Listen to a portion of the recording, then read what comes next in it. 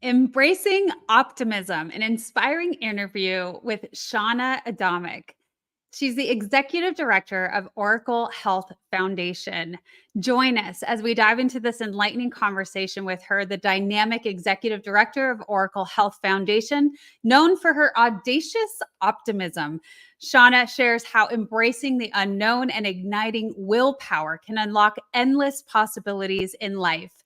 As a former NFL cheerleader for the Kansas City Chiefs and a proud survivor of a rare brain tumor, Shanna's story is one of resilience and courage.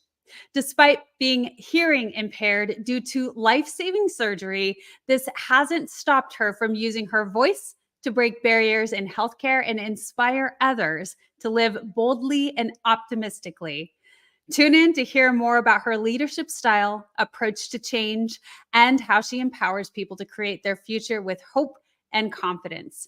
Don't miss out on this inspirational journey of audacity, optimism, and survival. Welcome to the Wellness Driven Life Show, where you're about to go on a wellness driven ride.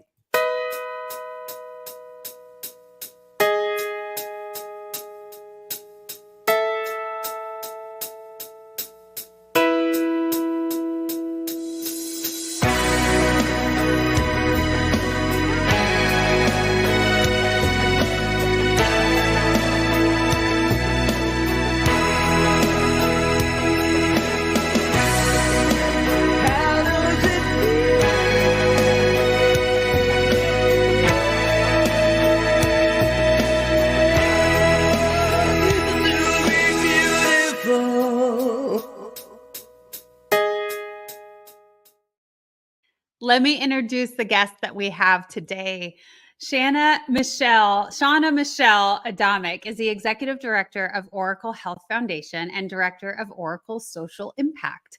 With over 2 decades of experience in corporate philanthropy and healthcare IT, she advocates for health equity and global change. Shanna's unique journey includes being a former NFL cheerleader and overcoming a rare brain tumor.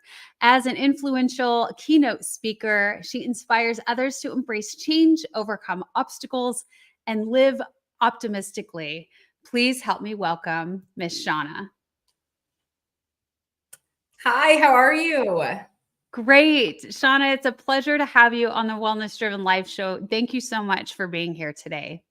Oh my gosh. Well, thank you so much for having me, April. It's a pleasure to be on here and just to be talking to you. I know you and I have had a chance to talk, and I just love everything about you and the energy you bring. So thank you for having me on the show. Oh, my pleasure. That being said, let's share with the audience. Let's let them get to know you. Can you share a little bit of background so we do? Yeah, absolutely. I think you did an incredible job on introing me and giving a little bit more information. But, I really am someone who has been in the philanthropic world and a corporate sense for the last 21 years. And that's actually hard to believe a little bit. But with my corporate experience, and it's specifically in bridging the gap between what we're doing in digitizing healthcare and filling the gap, closing the gap in healthcare for children's healthcare worldwide. My team is literally removing barriers to essential healthcare for children around the world, whether that be through providing funds for a hearing aid or providing a life-saving grant for a liver transplant. That's the work that I've been focused on with my team for nearly 2 decades. We've given out more than $40 million in grants to 17,000 children in 107 countries, and we're going to keep going. That is just part of my story. And so the other part, as you mentioned, is the NFL, which I love. Go Kansas City Chiefs, and was on the sidelines for them for nearly a decade. And there's so much more that's part of my journey, but the health part of my journey has really become something that's so important to me, and I talk about quite a bit. Yeah, well, you definitely have this really cool background. Now, I can see how much it lights you up when you talk about the children and how much work that you're doing in that, and it's incredible. And the amount that you are doing and that you're partaking in that is really profound and really beautiful. So I'm curious because I want to know more about the cheer, because I know that was an extensive time period for a cheerleader. So let's talk about that a little bit. But let's start with what really inspired you with children to really advocate for them and bring them all of the things that they need when they're going through such troubling times. Sure. I appreciate you asking that question. Philanthropy has been something that I fell in love with from, in the early part of my 20s. And to be completely transparent, it's not something that I even knew that I was going to launch my career in. When I graduated from college, I graduated with this idea that I was going to be a broadcast journalist and I was going to be the next Katie Couric. And I remember I was interning with NBC at the time. I went to this interview with a healthcare IT company that was founded here in Kansas City. And at that time, I was going for an interview about this foundation they were starting that had 3 people on it. And I remember sitting there with the founder's wife, the founder who founded this healthcare IT company. His wife started the foundation, Jean. And shortly after we started talking and I started sharing with her what I was doing at the moment, what I wanted to do in my future, she said, I can tell you're a storyteller and I know that you want to be on camera, but let me tell you how you can tell the stories for these children and save their lives. And it was something that really spoke to my heart right away that I gravitated to. I've had a lot of experience, my own personal experience growing up with hardships and understanding that there are moments when you just want to help this child, where a child just needs somebody to advocate for them. And that's what we see at the foundation. These children who are coming to us where their parents have gone through every single insurance loophole you can imagine. They're coming to us from overseas, from different parts of the world where it's just not, they can't get the access to care. And when they come to us, we know that they need our help. And so that moment she said that about becoming that storyteller to connect to that cause really hit home with me. And then it started to really make sense what I was doing and what I was made to do. And that was to be able to speak for these kids, for these families, and talk about this idea of we have the power to help children around the world, and let's find the way to do it. It's really beautiful because it seems to me like it's this thing that is really meant to be a course in your life, because it sounds like it's really come full circle. It has. And yeah, so it has come up in different parts of your life, this specific topic, this specific area, and it just keeps coming back. So again, full circle, and I'm going full circle around and around over that. But yeah, I just see that through what you're telling me. Yeah, absolutely. From even just this idea, so, sometimes you look at life and life can seem to be so it's linear where things just feel connected. And that is how I've felt my entire life.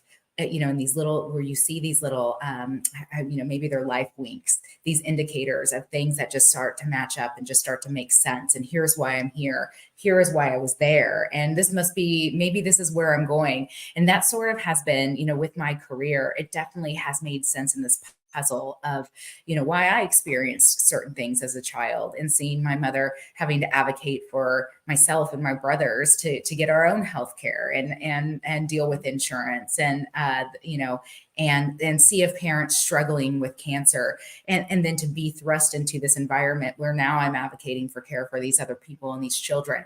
And then it's also, I never thought in a million years, as I started to lead this foundation, to lead the development of the foundation, the fundraising, telling the story, connected to this corporation that was literally the leaders in digitizing healthcare for hospitals around the world, that healthcare was going to become part of my story. And 5 years ago, it became a big part of my story. And so when you talk about coming full circle, it really has. And it's really, I learned early on how to use my voice, for others. And I learned in a big way in the last 5 years of my life how to use my voice for me. Yeah. And I love that you bring in that we're talking about this, because I agree with you. When we start to reflect on all of the things that have happened throughout life and how it benefits us and how we are able to show up and serve Yeah. now and in the future, it gives you chills, doesn't it? Right? Because I had this experience, and even though it was tough, it gave me the understanding and the knowledge to be able to respond to something that can be very beneficial and helpful to us now. And so I'm curious, you had a cheerleading career as well. So we can jump into that a little bit, because what do you think that the play in that, Shauna, is? And when we consider all of the hats that we've worn throughout life, how has that really brought you to have the experience that you need to show up the way you do today? Oh my gosh. I mean, I once a cheerleader, always a cheerleader. And I think that is a little bit of my nature. But cheerleading was something that was so important to me, and still is, but it was more than that. For people who don't know, actually NFL cheerleading is dancing. So I was a professional dancer, and I danced my entire life. Dancing at an early age was an outlet for me, and it was something that I saw. I had an experience at a younger age where my mother was a single mom. We had lost my father to cancer. She couldn't afford to do certain things for us. And she asked a local dance studio if I could take dance lessons at about the age of 11. And she asked them if they'd be willing to let me work for dance lessons Nice. in order to take them. So part of my story is the fact that they did let me work there, and I cleaned the mirrors, I sweep the floors, I helped out at the dance studio. And just that part of my life, doing that, what that did was I danced my way through junior high, through high school, getting a scholarship in college. I was one of 6 girls to make the NFL Chiefs team the year I tried out, with 300. And I stayed on the team for nearly a decade, 8 years exactly. And I worked with them in their media department for a while after. But it really changed the course of my life, dancing. And when I got on that team for the Chiefs, it's, that whole experience of being on a professional team and what it does for you. A lot of people tell me, they're like, oh, well, of course you're an optimist, you're a cheerleader. Well, I'm not an optimist because I was a cheerleader. I was a cheerleader because I was an optimist, and I took a chance on trying out for the NFL when I could have been seen as an underdog. And so, cheerleading gave me such an experience in life. It gave me an experience in leadership and really collaborating with a team. I mean, you can go on all those cliche things where I say, I've seen, some big wins and some big losses. I've seen empty stadiums where you have to kick high when there's nobody in the stands.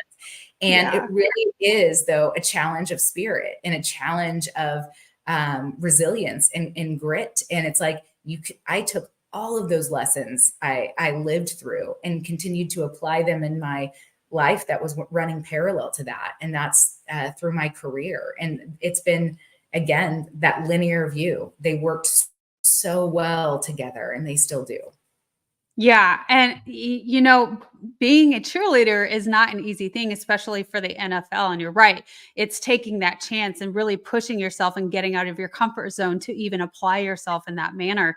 And I have to give kudos out to your mom, because holy geez, her setting you up that way is brilliant. As a parent, that's not only giving your child an opportunity to, let go of that energy, like you said, it's this thing that we get to apply ourselves to when life is hard. And so it's Yeah. releasing this energy in this beautiful way. And so she not only gave that to you as an outlet, but she also gave you this idea that you can work around things, that just because something costs a certain amount doesn't mean that you can't make it possible, and a sense of entrepreneurship and all of the things, and working hard for the things that you want. So I had to do that for mom, because brilliant, bravo.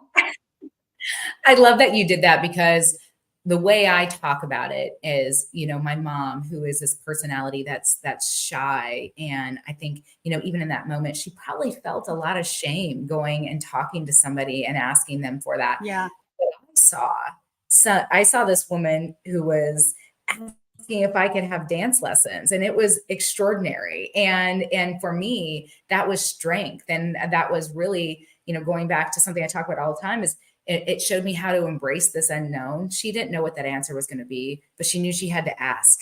And what that did was really set me up on a path that no one could have told her would have happened. And so I appreciate that, because I think a lot of my mom, and I think that she did a lot for me. And, and I make a joke all the time, but, she's the reason I danced for so long. And when I say so long, when I retired from the Kansas City Chiefs, I was 31, and I use that word retiring purposefully. It's called retiring. So I retired at 31, and when I retired that year, I was dancing next to an 18-year-old who could kick to her face on cue. And I was like, I need 30 minutes to stretch out my whole body. And it's like, you really feel that.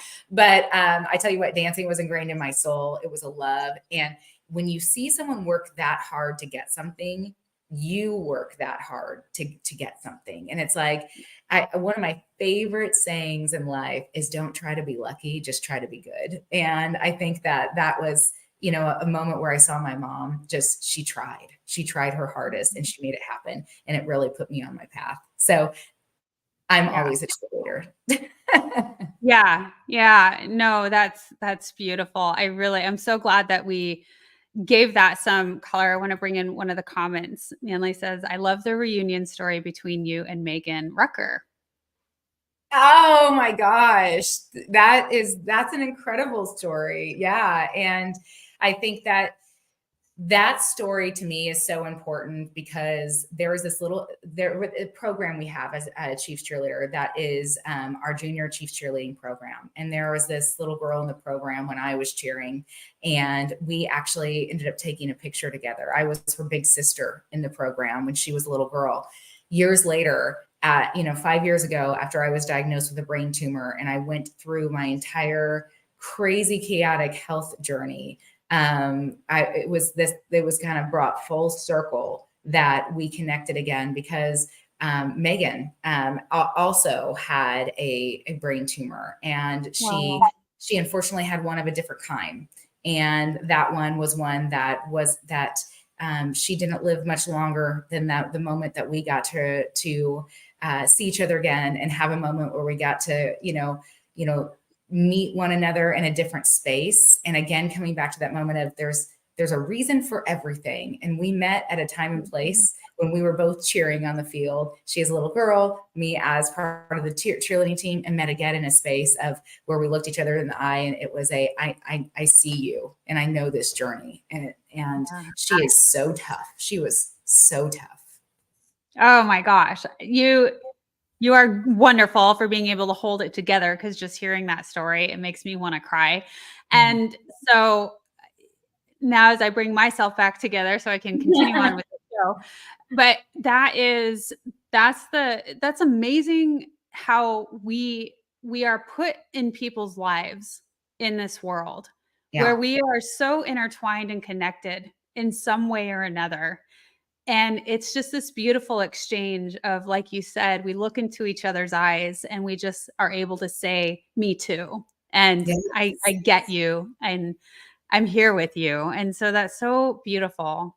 Yeah. And I think it's like those moments are really, those are such incredible life moments. I know, this, that I really operate in a manner of, optimism isn't just something that I believe is sort of fluffy. It's not just this wishful thinking or hope. It's more than that. It's really a daily practice for me. It's a life strategy that there is more, that I have more to give, that there is going to be opportunity in every challenge.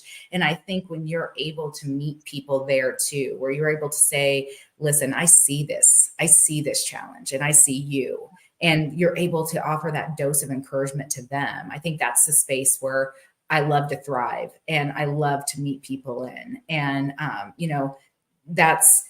I think those moments actually sometimes can be rare, and I want us all to be able to be there. And that's what I want to give to others is that inspiring, that inspiring motivation, that courage, that push to do more, and to believe more in themselves.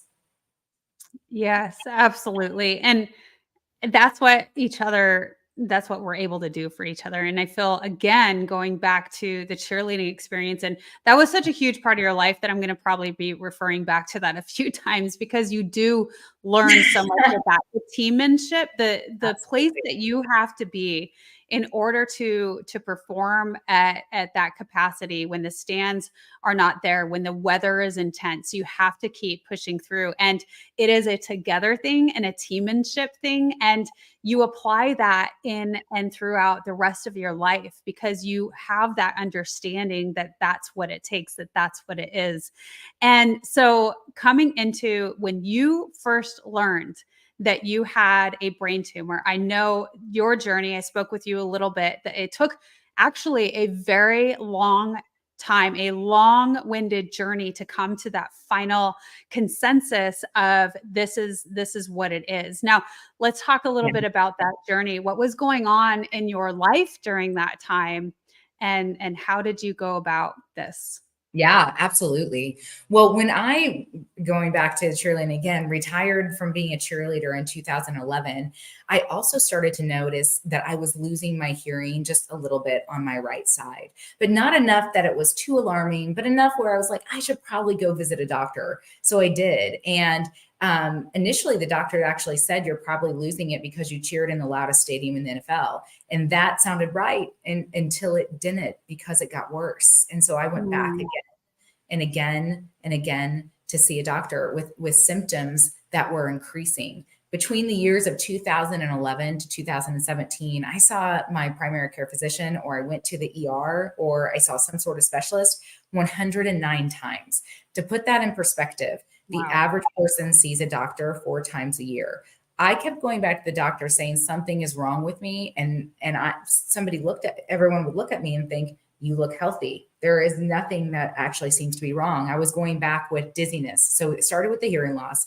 Then I started to experience a little bit of dizziness, almost kind of like the allergy symptoms, some sinus pressure, headaches, reoccurring ear infections. And then my eyes Mm, started to get this wave to them.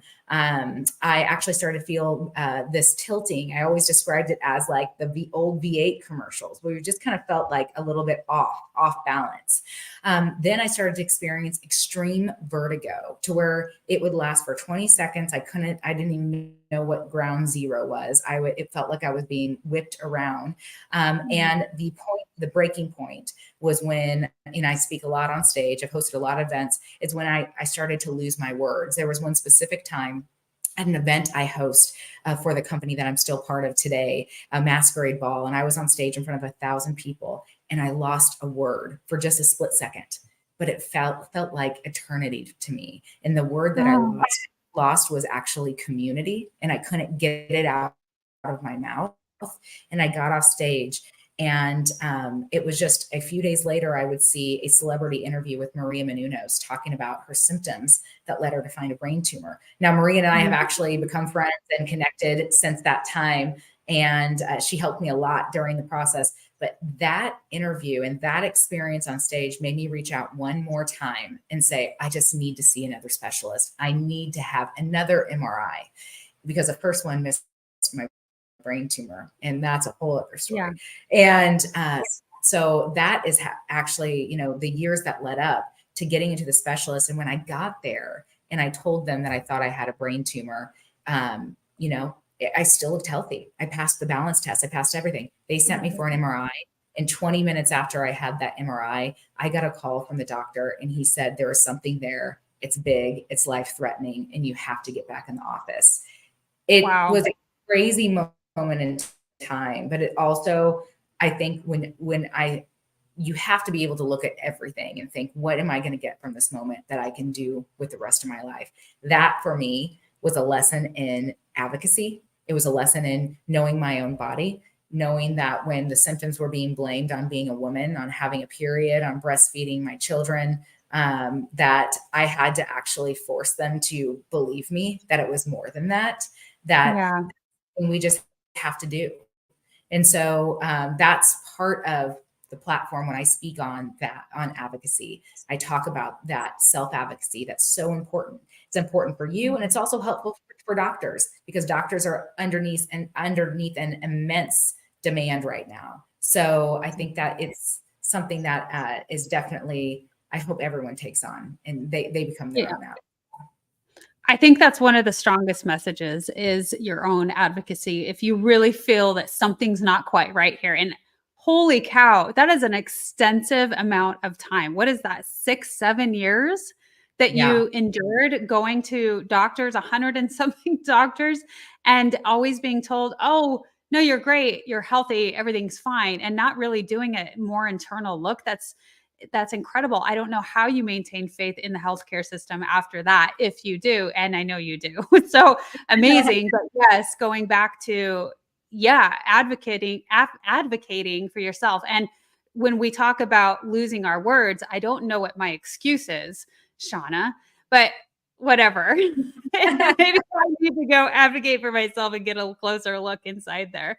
Right. But that, that is such an incredible journey that you experienced. And I too, I was diagnosed at 15. I had symptoms since birth. So it took a good amount of time to find, that I had systemic lupus. And so as a child going through the healthcare system, going to Children's Hospital on a weekly basis, it took a long time for them to find that because it was extensive blood work. But I don't know how there's an excuse for you this day and age. So amazing, amazing. So what do you feel, on top of advocating for yourself and really listening to that intuition, was some other things that you learned from that experience? Mhm. Oh man, I learned so much. I think my entire life has been a lesson I think it more than a lesson, it's been the growth of being an optimist.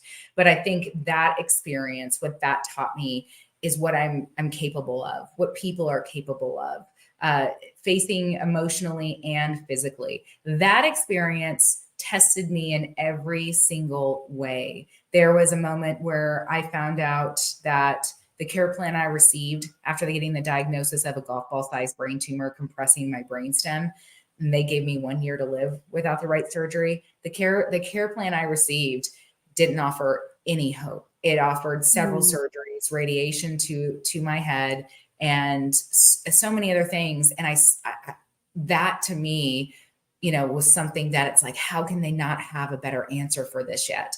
And I knew my right as a patient to go out and get a second opinion. And I did. I actually didn't even know how to do that. I reached out to Mayo Clinic. I worked my network within my company. And I immediately put it on social media. And it was actually through a connection on social media that I got a second opinion in Chicago at Loyola. Flew up there within 24 hours, sat in front of those doctors, and they told me, this is going to be a big surgery with a big outcome, and you're going to get your life back.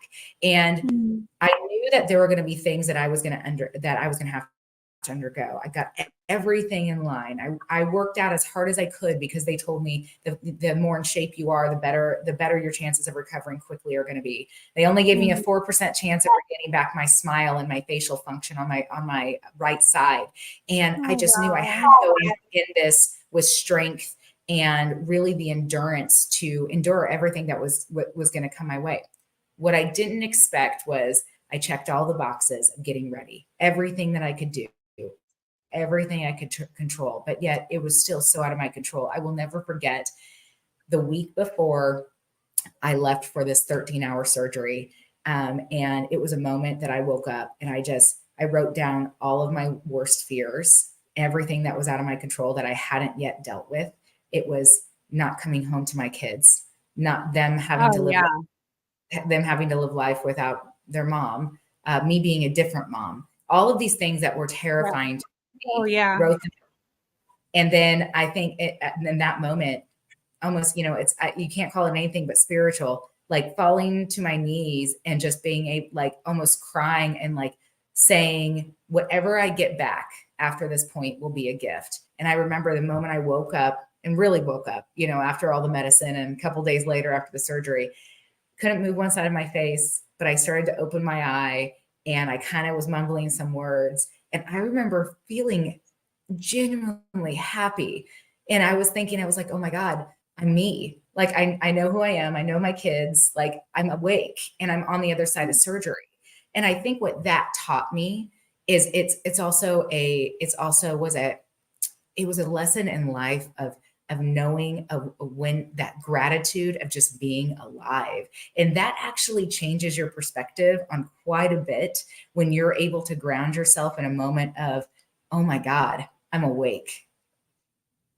Wow. Oh my goodness. Shauna, I'm trying to hold it together. I must be very emotional today because I've done hundreds of interviews, and your story is so resonating with me, and it's just plucking at the heartstrings as a mom, Yeah. and having those dark feelings of not being able to be there for our children is deep, and that, I Oh, mean, it is like I recall that. I think that's also one of the biggest blessings, and I think that's the same for you. Like when we consider those things, it just makes us stronger, and it really helps push us through a different outcome other than the ugly outcome, right? And when we absolutely. have this desire to, I'm not going to be that for my kids. I Right. refuse. I'll be damned if, sort of way of thinking, and I'm not going to allow this to define me. And so those things are really, really powerful and really profound when it comes to motherhood. The other thing that I heard that really resonated with me is when you talked about how you could come out of the surgery and not have your smile. And Mhm. as you're a beautiful woman, and I have experienced times in my life where my facial features were at risk due to my disease, either scarring on my face or scarring on my lips. And I recall there was one time when I had this terrible growth on my lip, and I had to have it removed. And I was so terrified because they were like, well, it could disfigure you, like, for a long time. And I remember it having such a profound effect on me because the thought in my head was, my boyfriend is never going to want to kiss me. and I know that feeling. that's all I wanted. I just wanted my lover to be able to love me in the way that we were familiar with doing, in the way that we enjoyed. And it's those things, as just, I was going to say a woman, but as a human being, those things that really hit hard, that are Yeah. the challenges and the deepness of when we go through these physical ailments in life. Yeah. I think that, thank you for sharing that. And I think, you're right on when it's, that aesthetic side of that was something that I had to continue to come back to and continue to remind myself every day that the strength I had. I There is this vivid moment in time after that surgery where I remember looking at myself every single day in the mirror and having this moment where I didn't recognize the person who was staring back at me. And I remember thinking, I was like, okay, they said that there was a 4% chance, but there's a chance. And I wrote on a piece of paper, I said, I will smile with and show all my teeth. I will swallow with both sides. I will open my eye completely. And I will be a better version of me. I wrote that on a piece of paper and I taped it to my mirror. And every single time that I had to, walked into the bathroom, washed my face or anything, I had to read that. Even if it wasn't out loud, I saw it and I had to continue to say, I will. And there is a power in telling yourself that you will, that you have the ability to do something. And that moment, it's like, talk about coming full circle. I literally had to be my own cheer team. And it was staring myself in the face and telling myself that I will, and also learning to love who I was after that moment. Shauna, that is so, so powerful. Thank you for sharing that, because I think that it's the things that we do along that journey in those moments of, that not everybody knows about, and Yep. yet had such a profound impact. So you writing down those words and speaking the truth in advance, right? Yep. And making that come to fruition because you were intentional, and you concentrated on the things that you desired the most. And because you did that, look at, here you are, and you're gorgeous and you're smiling and you're here with us. And I don't think I ever mentioned too that my mom had a brain tumor in her 30s and had to have the surgery to have it removed. And she's here today, which is wonderful and beautiful. But, it's amazing, these stories where we are given this expectancy to not survive things, and yet there's so many stories of success and the miraculous happening. And I would say absolutely that you're one of those because of the things and the choices and the optimism that you had. Oh my gosh. I feel so fortunate. And I know this isn't everyone's story. And I also know that there is a piece of my story that could be a conversation of health equity. And I had the resources to get the care I needed. And everyone should have that story. And probably another Right. conversation for a different day, but it's one that is a big one. I feel, I feel so connected to the journey that I've lived so far. And I also feel that it's my job to talk about it and to share it with others in a capacity of the health journey, of the ways I have used optimism and learned how to use optimism, not only throughout my health journey, but in my life as a mom, as a leader within my company, and as I've grown in my career and so much more. But thank you so much. And I have to tell you something, you made me tear up just a second ago. And it's kind of funny, but as a result of my surgery, I can only cry now with my left eye. So my right eye, this side stays completely happy and serious while this eye gets sad. And so I always try to like turn one way or the other when it happens, because I kind of turn into this like Joker face. Oh my gosh, that's awesome. You only get to see this side of my face right at this moment. That's awesome. Very You have cool. to laugh about those moments.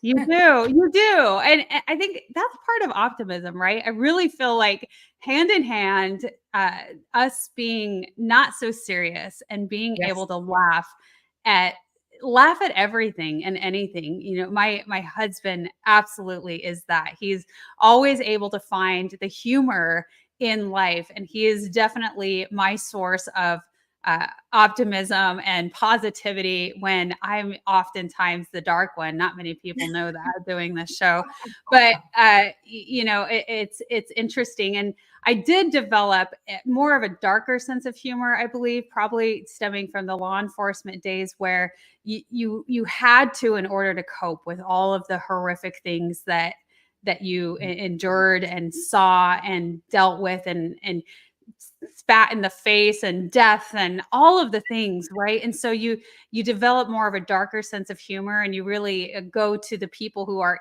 in that field, because or first responders, because people don't relate with that. They don't know how to understand it. So anyway, my point is, kind of went off track there, but yes, being that being able to laugh at yourself is huge. It is. And, I feel like I live my life like that, like where you have to use humor to, break the ice of life, basically, because that really is what it is. I remember waking up from my surgery, and part of my surgery had to do with removing cells that were across my stomach to actually use in the reshaping of my head, which is titanium, by the way, on the side. And I woke up and I didn't realize this. I was going to be such an extensive surgery on my stomach as well as my head. And my husband looked at me and he goes, "Well, you kind of got a tummy tuck." And I was like, okay, I mean, I guess that's a plus side to go through a 13-hour brain surgery. So, I mean, I think that it's like from that point on, it's like, and I think even before that, but humor is so important, and being and having that, optimistic spirit, it just kind of brings it back to life sometimes when it's like you're in your darkest moments. It's like, God, just make me laugh somehow. Yes, absolutely. Well, let's dive into a little bit. I know that you said it would be a conversation for another time, but I think that we can truly bring this in. Shauna, you talked about how people don't always have the resources to maintain the healthcare that they need, and that is really so much of what you're doing. And when we talk about how you're working to provide this idea of healthcare on a global perspective, how do you bring this to light in what you're doing now? Oh, absolutely. I actually use my story to showcase how well it went. Basically, I shouldn't have had to fight to get the answers for that 6-year period, but when I did get the answer and when I got the care, I had the resources to get to the care that I needed, to the right doctors, to the best doctors, and I had the ability to have everything I needed afterwards to recover in the way that I did. And when I talk about that, it's these children we're helping, and other organizations who are helping other people get that access to healthcare. there are barriers, so many barriers to healthcare. And some, Mm. sometimes it's the insurance, sometimes it's it's transportation, it's, where they're located in the world. It's just the ability to get to a doctor. And I think that, that is really what I want to fight for, and what I encourage my team and our organization to continue to strive for. Health equity is a dream. It's the dream that we want to achieve, that everyone has the resources they need to get dignified and the dignified care and the best care, and the ability to have all of the access, the ability to get there and to get it when they need it. And so I use that in a way to showcase, when I talk about how people can help, it's we want people to have this story. I want people to have my same outcome. Yeah. Yes, absolutely. Share with us some of the things that you have already been creating or in the works that really make that dream a reality. Absolutely. So the foundation, that Oracle Health Foundation, we are engaged in. So I talked a little bit about those pediatric grants and helping children worldwide by removing that barrier to essential healthcare, and that barrier being a financial barrier. So we provide grants, anything from the hearing aids to the liver transplants. We're also working in schools across 45 states now with our school programs. One of those being, which is a heavy concentration in Kansas City, this is where that program is located, is our Healthy Kids screening. We're screening elementary children in Kansas City up to 20,000 a year. Sometimes this is their first touch point with somebody who's checking their eyes, their teeth, making sure that everything on their body is healthy and sound. And if it's not, making referrals to doctors within their own zip codes. And we're working with their school nurses to do it. We're also taking it one step further, because if they get a referral and that child and their family can't afford to go to that doctor or get those eyeglasses that they're going to be prescribed after that doctor visit, then we're going to buy them for them. And so we take it, we want to complete that circle for them. We want to close that gap for them and their healthcare. So that's one way that we're trying to step in and really bring the healthcare to them, get them to the healthcare they need. We're doing that across middle school social emotional wellness programs, high school healthy lifestyle curriculum programs, and there's so much more that we can do. It's just Wow. it's a huge ocean. It's a big dream, and it's like we're taking a little step, but it's a step in the right direction. And so, I like to think that there's a lot we're still going to do, and I know there is, and I'm excited about that opportunity to continue on that mission and find that reality in the dream of health equity. Shauna, I can totally see how exciting that is for you, and it just lights you up. So that is beautiful how passionate you are. And the stories, you're right. The fact that you intertwine your story in all of the things, the engagements that you have with this is so key. Our stories is how we connect. It is how we are inspired by others, where we do get to look into each other's eyes and say, me too. And that just engages us to want to better ourselves because of everybody else's stories. And so a couple of things I heard, really access is a big thing here. When you give people access to all of the resources that they need, I mean, that's huge, right? They need the access to all of those things. And then the other thing I hear is a lot of preventative natures when you're educating people on how do they take control of their health and well-being now in order to prevent them from ever needing anything if that came to the point. But so I love what you're doing. I can definitely see how engaged you are with it, how it lights you up, and all of the things. Shauna, what is next for you? You have a lot going on right now. You're very excited, but is there something that is a big, audacious goal that you have right now? Oh gosh, I feel like there's always something new that I have that I love being part of or working on. And, I love my career, and I, as you said, you can see it lights me up, and love being part of this new walk forward and what's going to change in healthcare and connected systems in healthcare, because I lived a disconnected system, and I want to be part of that next with my company, which is Oracle. And I think that that's so amazing to think about what we're going to be able to do in this next chapter.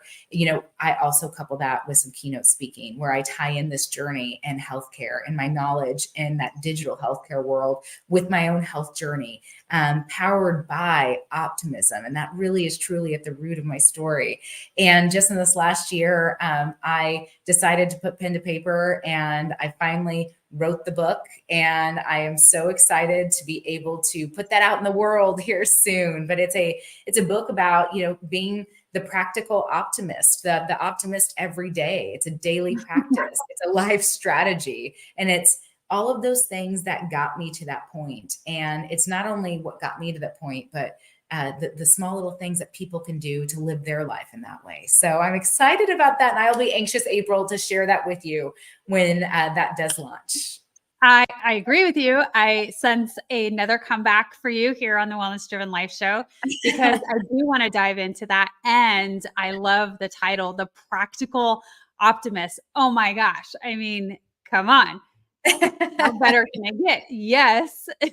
It needs to be in that practicality realm, right? In order to maintain it to begin with. So I think that is just brilliant, just beautiful. Shanna, it has been lovely to have you on the Wellness Driven Life Show to share your story. You've been extraordinarily vulnerable. You brought out a lot of vulnerability in me. So thank you for accessing some points in your host. So I would like to ask you, is there anything else that you want to share with us today? Oh gosh. Well, thank you so much, April. I appreciate it. And you're such a generous host, and you do such an incredible job with this show. I think that for me, my life's mission is to share a message that is about hope. It's about confidence. It's about pushing beyond your bounds and being bold and really being able to imagine what you can do with others. It's a story of being an optimist. I tell people all the time that optimist thoughts precede your desired outcomes, and they do. One of the things that I love to share is that I want people to be able to turn worry into wonder. Instead of seeing challenges, be courageous and curious. I don't want people to be risk adverse, but instead be audacious. And that is what I'm going to continue to do and to share with others. But that's what I hope for anyone listening today. And if anyone wants to reach out to me and talk a little bit more about that, I'd be happy to. You can reach out to me on LinkedIn, but it's something that I love and I'm passionate about. And April, thank you so much for allowing me to share my passion today. It's been my absolute pleasure. It certainly has. And so, yes, reach out to Shanna on LinkedIn, type in her first and last name, and you'll be connected. Also, for those of you listening, is always in the description below. So you can always find all of the guest information there. Also, if you have any insights and what was your biggest takeaways, be sure to leave them in the comments section below, and we'll be sure to get back with you. And so thank you so much for those of you tuning in, listening. Without you, the show wouldn't be possible. Thank you so much. And thank you again, Shanna, for being our beautiful guest. Thank you. You're welcome. Goodbye for now.